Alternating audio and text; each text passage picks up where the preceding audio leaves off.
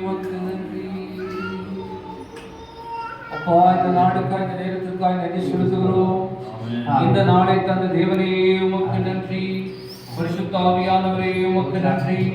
இந்த நாளிலுமாக உங்களுடைய கிருபைகள் விளங்குகிறதற்காக ஸ்தோத்திரம்.